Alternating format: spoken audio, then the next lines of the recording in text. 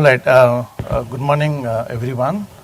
It's nice to see some young kids here trying to understand and learn quite early. Most of the time, I have dealt with people who have put their fingers and then came to us only when it was burned. Yeah. By then, you are already having a midlife crisis, or almost about to retire, which means somebody is going to kill you if you want to put this product in the market, and then you realize, oops, I had to follow regulations and I didn't.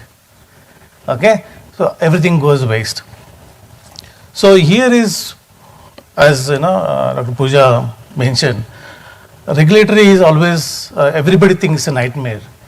But in the last 25 years that I've been in the industry, pharma industry, I felt no. Because those days when we started, we had something called Schedule Y, and everybody was like, oops, so much of, notorious regulations, and this is not addressed in Schedule Y. So my first thing was, if it is not addressed, why are you bothered? Right? Those days we didn't have anything for medical devices, but those people who had running something on medical devices or with the IVDs, they were like, what should I do? I said, do nothing. Because there is no regulation, so why are you bothered? No, they wanted regulation. And when the regulation came finally from 2018, everybody was like, now what will I do? Yeah. So now we have at least something better than what it was in 2001 when I started. And now we have quite descriptive regulations or specification that you can understand very well. But still there is confusion. Doesn't matter. Now, for example, anything on gene therapy and cell therapy is not there. But still we have a CAR-T on the market. Okay, with just 20 patients been done at one hospital. Is there a regulation for that specific? No. Why are you worried then? Yeah. So you may come up with something. The other example is a lab developed test.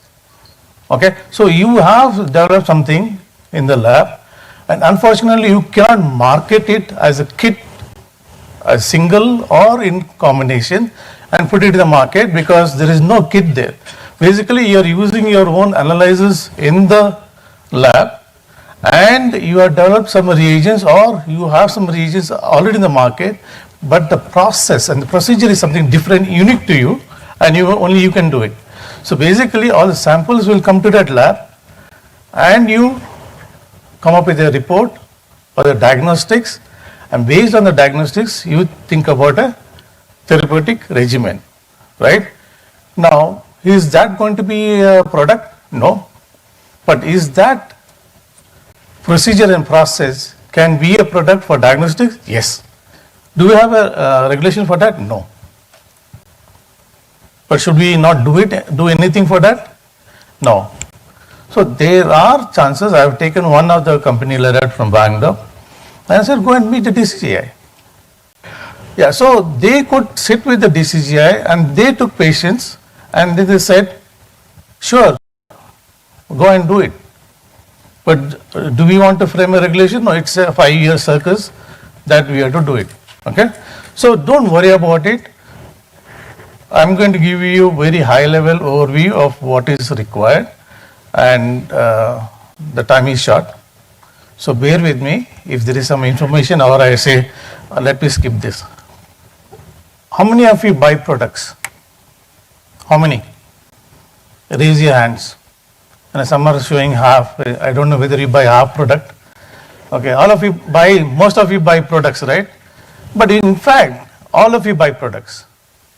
Now, have you ever realized at least 99% of the product that you buy goes to regulation? I'm not talking about the textiles, but your phone, as simple as that. I think everybody has a phone now, right? Good or bad. But you have a phone. Remember, when you have a phone, you don't realize that it also goes through some standards. And it has got its own regulatory thing. Would you buy a phone that burns a year? But nevertheless, you buy a 10,000 rupees at least a phone. Why do you buy it at 10,000? Or why does the phone cost a price of 10,000 which you don't realize? You think that 1,001 is bogus and it just dies whenever it wants. No, it's not like that. Even a 1,000 rupee phone or a 10,000 or a lakh phone has to go through regulation. Okay, so if you want to know, just go to your settings, go about, and then you check for the regulatory compliances. You will see a list of standards that you have to follow, if you want to bring the phone to the market. Likewise, when you say you are buying something and there is a regulatory compliance to that, or the company says that this meets IEC, this meets ISO, this meets some other guideline, then you are confident that when it is with the regulations, then you are confident then there is a high or a safeguard for the efficiency and efficacy. Now when it is a medical product, it could be a drug, it could be a vaccine, which is a biological, or it could be a medical device or any other. When you say that it has been approved by the regulatory, then we know that the efficacy or the performance of the product very high. Okay, so we can blindly go to the pharmacy, or when the person, prescriber prescribes, you can buy that product from the pharmacy and gulp it without a second thought. Or you buy a phone and use it from day one, you know that it is not going to catch fire and burn your ears. Okay, so that's what regulatory compliance means. Okay, yeah, and then so nobody will, if you don't, so most of the time I have, I've been a mentor to quite a lot actually, to startup mentors. And let me give you an example. So when they come to me with a medical device, especially IVD, they ask me, can I put it in the market? The first thing I used to ask them once upon a time was, how safe it is. And they used to always say, it is very safe. Okay? So I started asking this next question was, if I use this on your parents, would you be okay with that? If the IVD gives a 600 milligram deciliter RBS, random blood sugar, are you okay with that? Yeah, it's okay. After some time, I went to step 3 and I said, if we test this on your spouse, are you okay? And the answer was very quick. They said, okay. Because if he or she dies, there is always a possibility of getting more, right?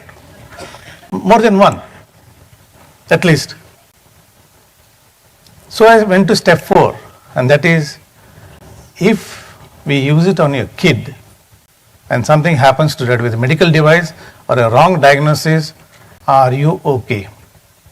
And that's where it hit the mindset of the people, and they never gave an answer. They went back to their desk and started working on that more. So when it happens to your own kid, then you realize the safety and how it is important for you. Okay?